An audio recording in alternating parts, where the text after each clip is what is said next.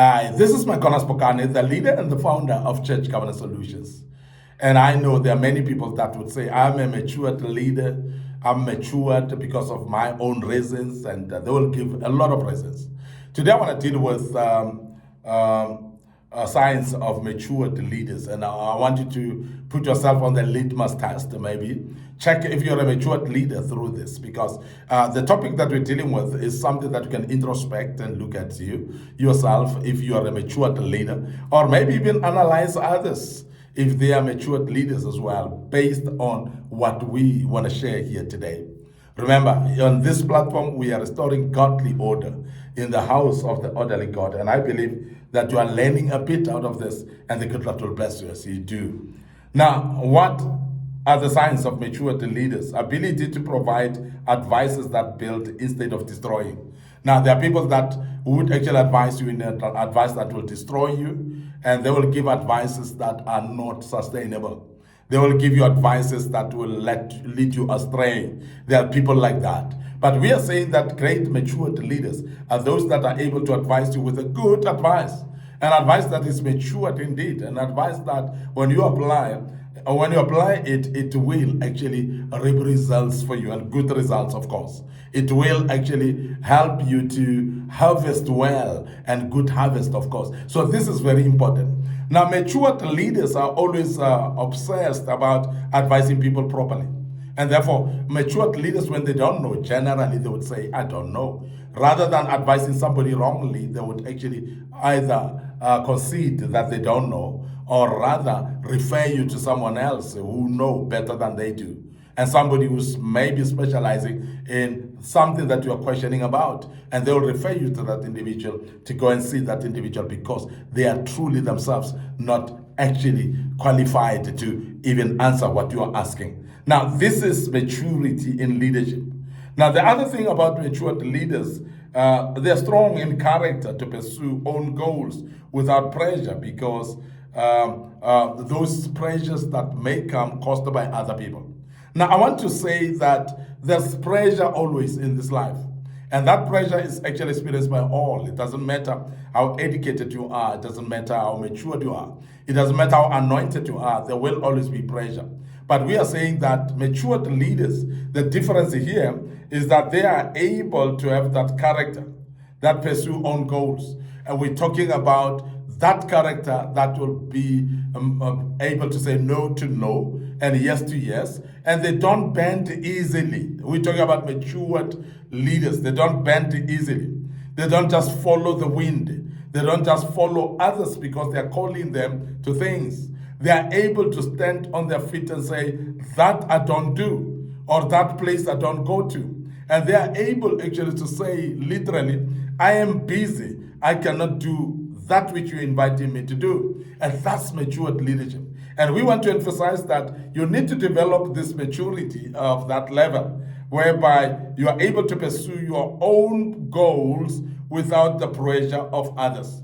Because there are many people that will come and undermine your goals. There are many people that will come and undermine that which you're pursuing in your life.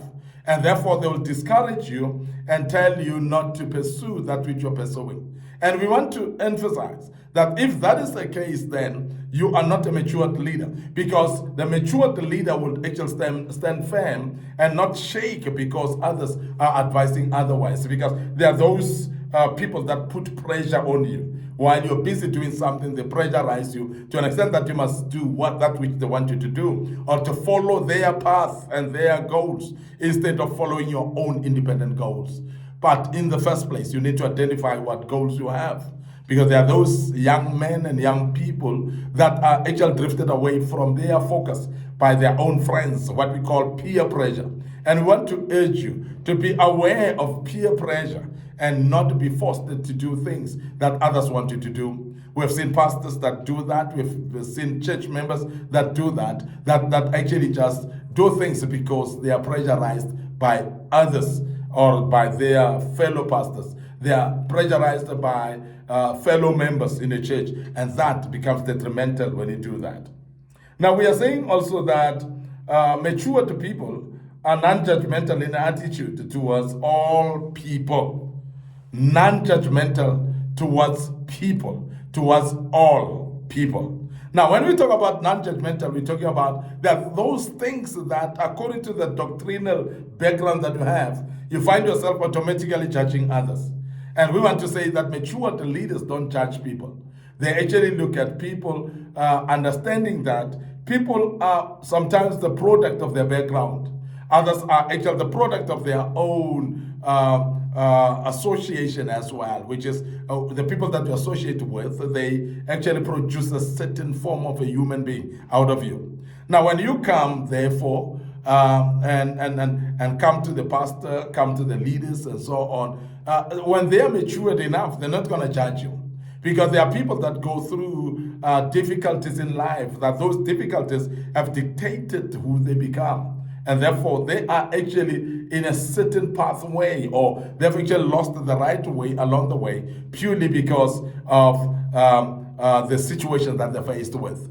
Now, when you go and say for counseling or speak to a matured leader will not judge you on your situation. They will not judge you on what you've experienced. They don't judge you on what you've gone through, because there are many people that have gone through a lot in life. So therefore, matured leadership is that which is non-judgmental in all things that you do and in every situation as well. Now, matured leaders are able to say, I don't know, because realizing that one cannot know everything in life, realizing that nobody can know everybody in life, and knowing that there's nobody who can know everywhere as well. Now, when you realize that, you are matured, because you'll realize that I don't know is a good answer sometimes.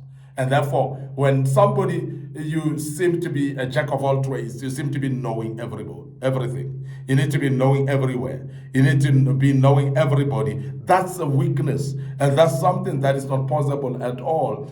Good, matured leaders are those that will say, I don't know. Those that will say, I don't know him. That will say, I don't know that place because I've never been there as well. So when you are able to agree of not knowing when you don't know, that is maturity, because it's not easy, because sometimes it feels like you're undermining yourself for not knowing some of the things. And we want to urge you as a leader that please rise up, be able to say, I don't know, because I don't know is a good answer in some situations, and we want to emphasize that. And that's a sign of maturity when you do that. Now, I want to also mention that ability to acknowledge and own up your own mistakes. Everybody can do mistakes. Let's acknowledge that. You are not a super being that is infallible. You are somebody who is actually a human being who will make mistakes. And every human being makes a mistake. Now, therefore, if you acknowledge the fact that you will make mistakes, you must be able to own up to your own mistakes. You must be able to accept and acknowledge that you've made a mistake. There's nothing wrong in saying, this is my mistake. There's nothing wrong in saying that I'm wrong here. There's nothing wrong in that. It's very important, actually, and it shows maturity. When somebody is able to own up to their own mistakes and accept that they are wrong, and accept that they've made a mistake.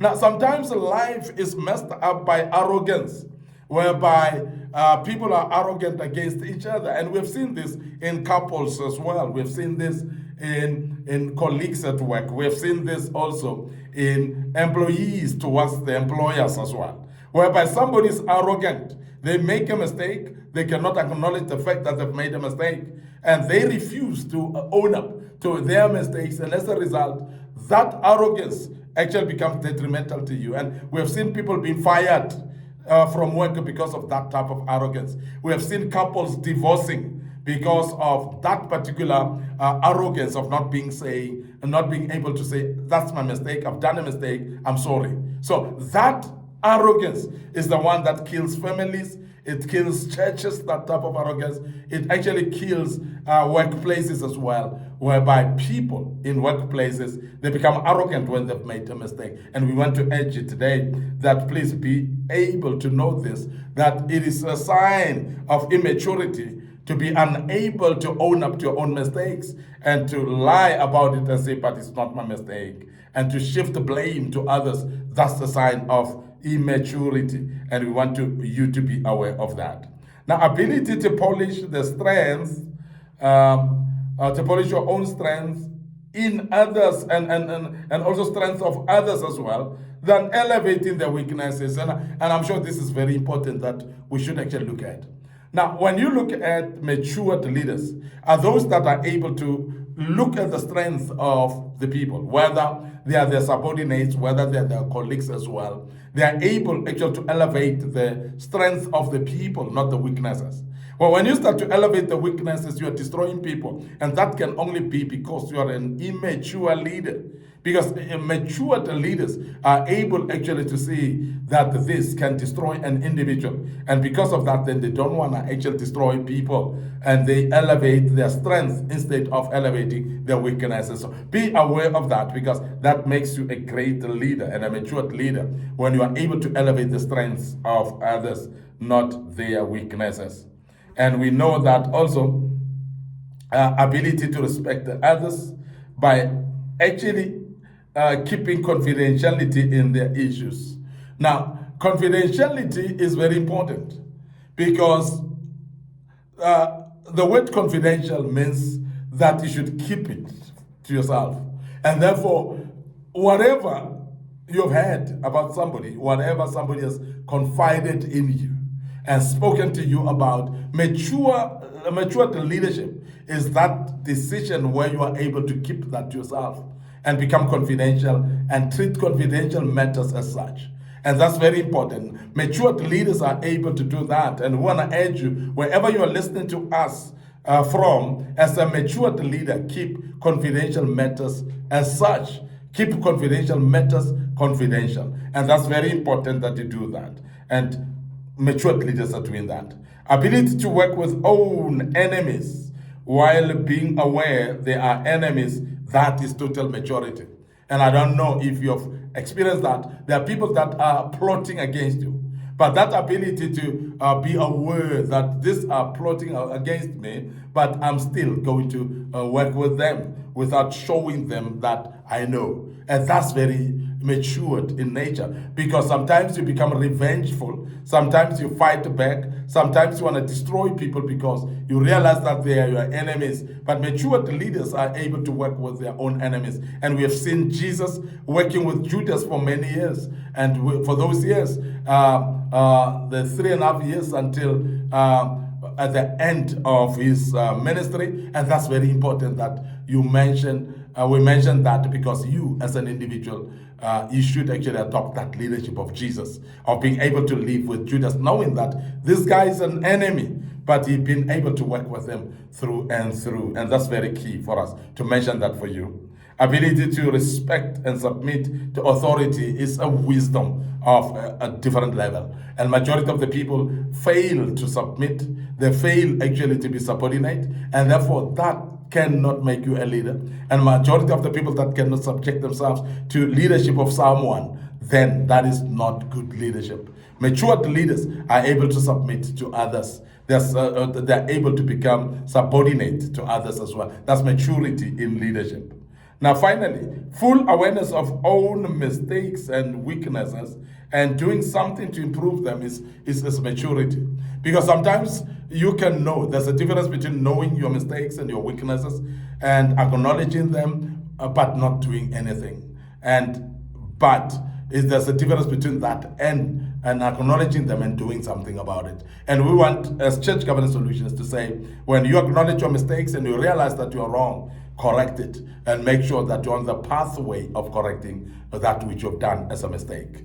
We want to end up here today. Your host, MIcornus Phokane. I'm the leader and the founder of Church Governance Solutions. And of course, our social media platforms, Facebook page, Church Governance Solutions. Please follow us there on Church Governance Solutions. Click follow or like. And also remember also that my Facebook page, personal Facebook page, is MIcornus Phokane. So please do the same as well. Our YouTube channel is under Young Men Empowerment Forum. So please subscribe to the YouTube channel and be part of it through and through. And the good Lord will bless us to do that. We have TikTok account as well under MIcornus Phokane. So please follow us there. And don't forget that we've newly established to be on Instagram as well. So please join us there. And the good Lord will bless you as you do that. Until we meet again with another topic, may the good Lord bless you and allow me to check out right here and say cheers for now.